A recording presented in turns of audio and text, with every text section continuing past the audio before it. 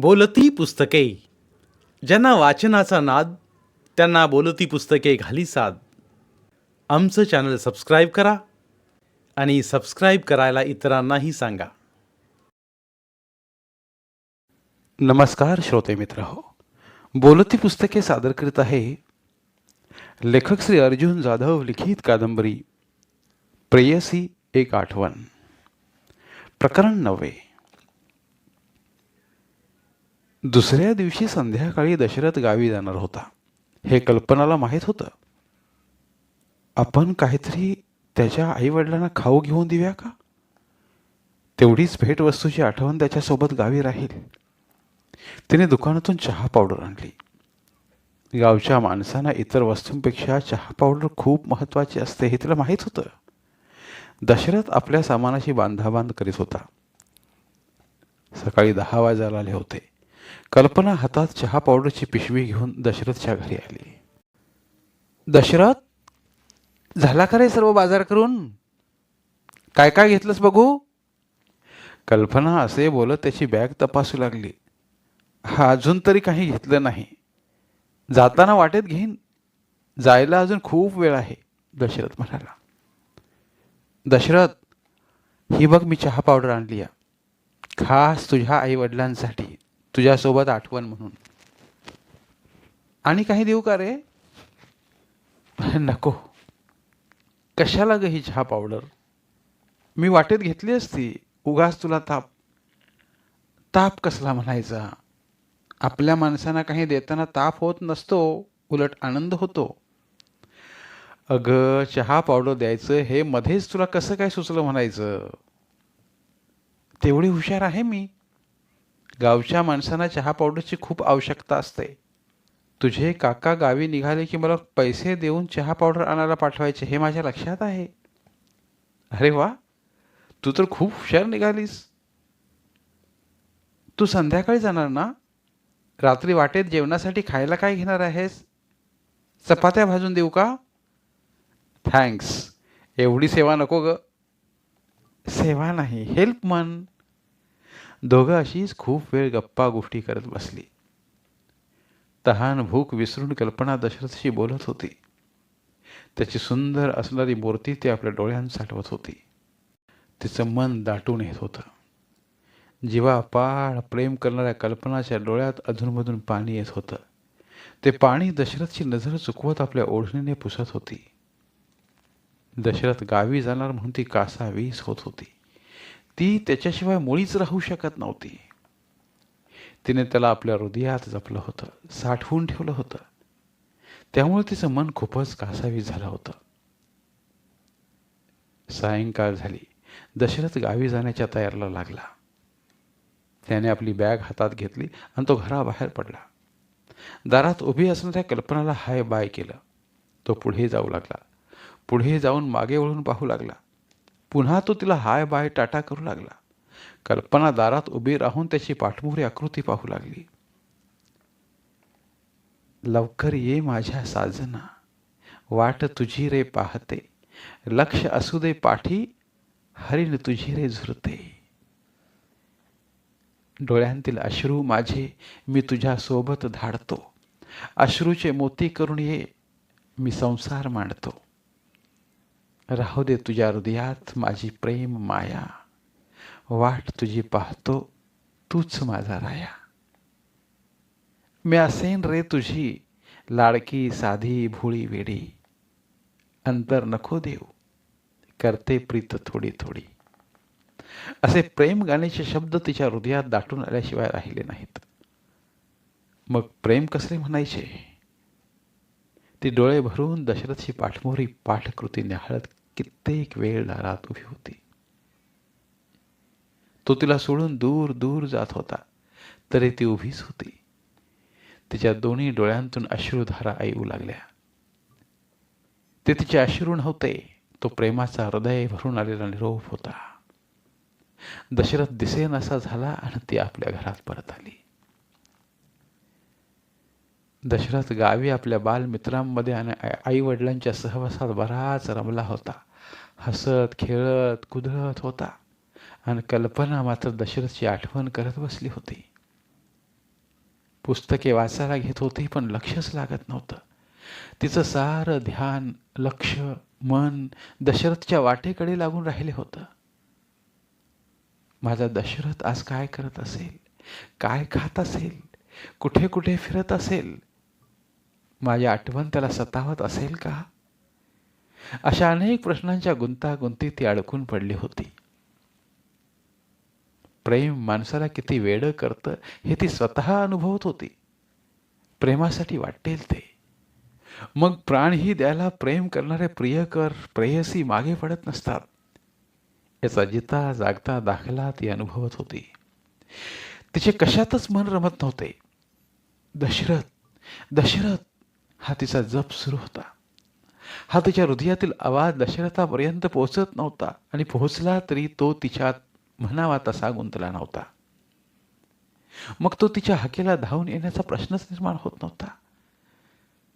पण ही प्रेमवेडी मनात आंधळी झाली होती. हृदयातून साद घालत त्याला बोलावत होती. तुझ्या आठवणीने सख्या मी रात्र रात्र जागते, तू लवकर ये लाडक्या, मी प्रेम तुझे मागते. ज्या दिवशी दशरथ मुंबईला यायला निघाला त्या रात्री तर कल्पनाला झोप लागत नव्हती. दशरथ गावी गेला त्या दिवशीच्या रात्री कशी तिची झोपच उडाली होती. रात्र जागून काढली तशी अवस्था झाली होती. उद्या सकाळी माझा लाडका दशरथ येणार, मला भेटणार, असा तिला राहून राहून भास होत होता. ती अंतरी पुटपुटत बडबडत होती. तू असा माझ्या जवळ ये, मला तुला मिठीत घ्यावं वाटतं, ओठाला ओठ भिडवून प्रेम गीत गावं वाटतं. तू दूर राहिलीस तर मी कसं गाऊ गाणं, असं हे लाडक्या तुझं बरं नाही वागणं. श्वास माझा कोंडला तुझ्या आठवणीने, डोळे माझे भिजले तुझ्या साठवणीने. दशरथ सकाळी पहाटे पहाटे मुंबईत येऊन पोहोचला. आपल्या काकाच्या घरी उतरला.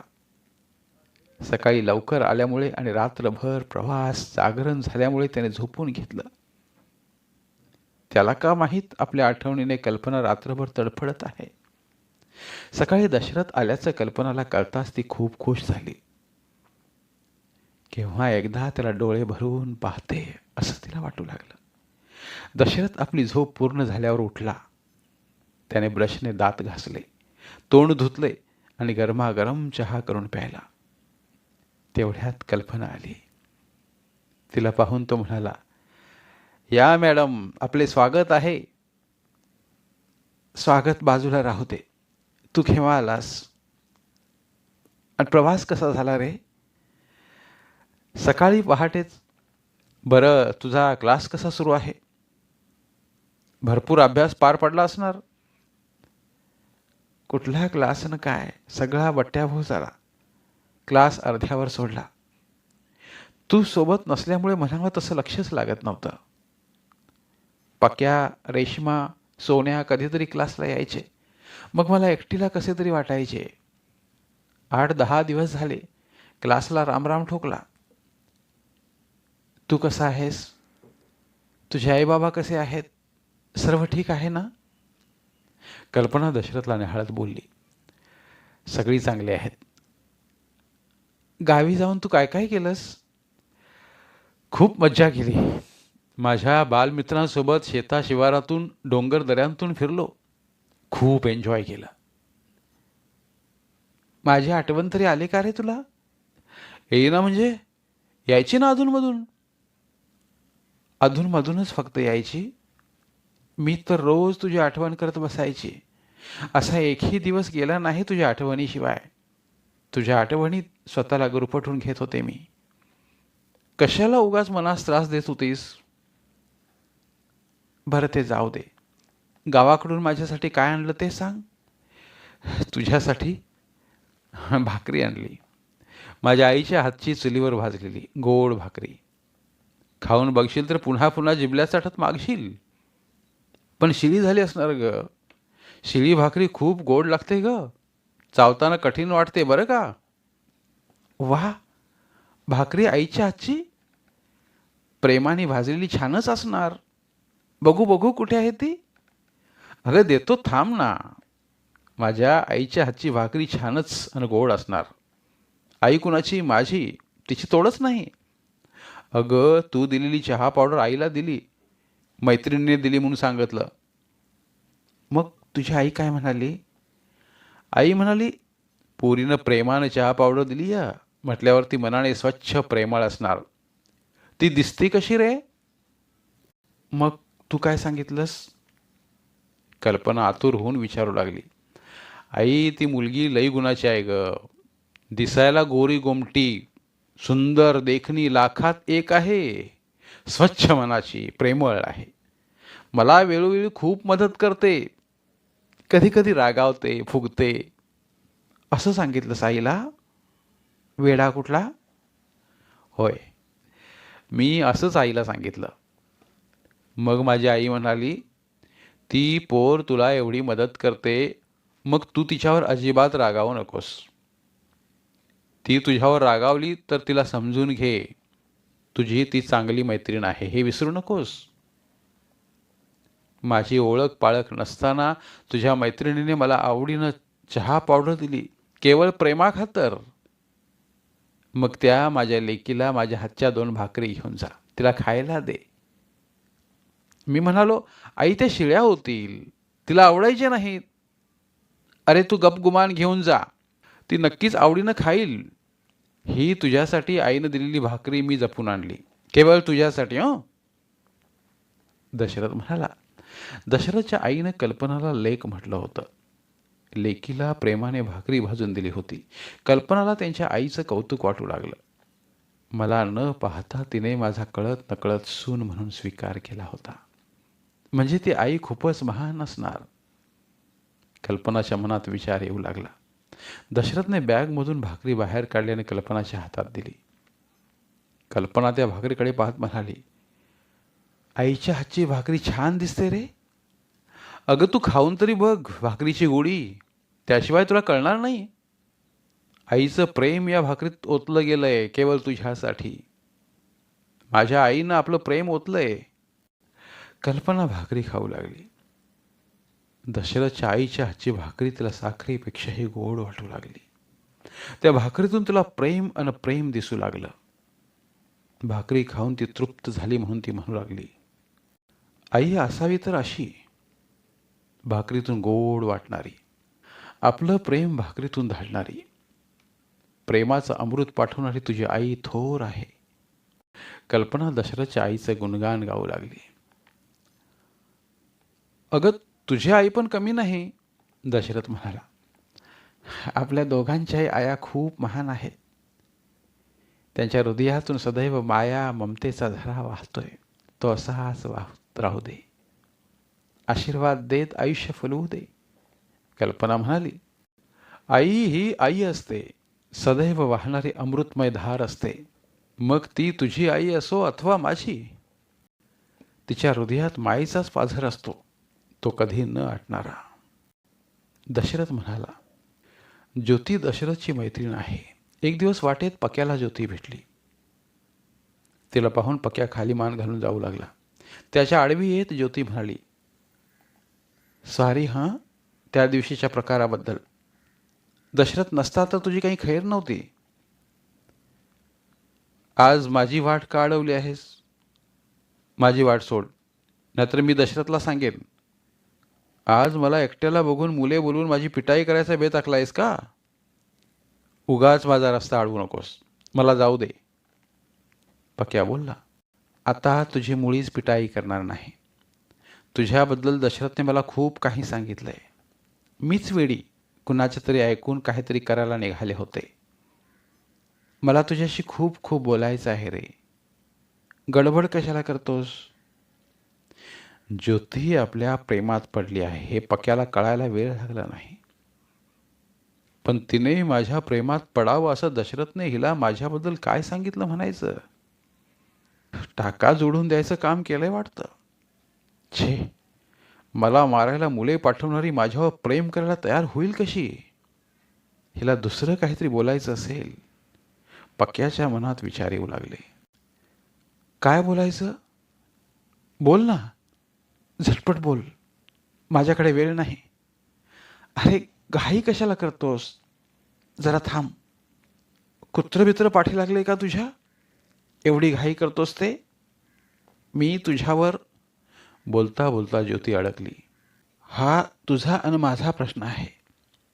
येथे कॉलेजच्या पोरांचा प्रश्न येत नाही. आपण वाईट प्रकार करतोय काय? अगं कल्पना, हे बरं नाही. खांद्यावर हात टाकून कॉलेजला जाणं योग्य नाही. तू गप्प बस जरा. आपण काय मुद्दाम खांद्यावर हात टाकून चाललोय? एक छत्री आहे, पाऊस कोसळतोय, पावसात भिजू नये म्हणून दोघं जवळ आलोय ना. कॉलेजच्या गेट जवळ गेलो की खांद्यावर हात खाली घे. तोपर्यंत राहू देत. ती बघ, आपल्या कॉलेजची समोरून जाणारी मुले आपल्या मैत्रिणीच्या खांद्यावर खुशाल हात टाकून चाललीत. मग तुला घाबरण्याचं कारण नाही. संधी चालून आली, दौडू नकोस. असाच खांद्यावर हात राहू दे.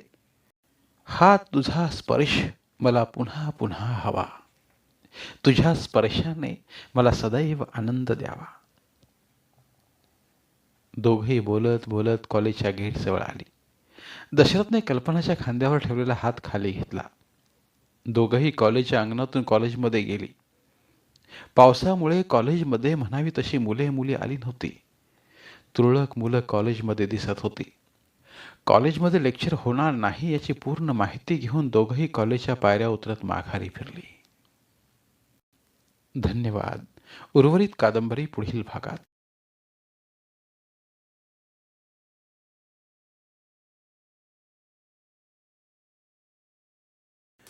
धन्यवाद.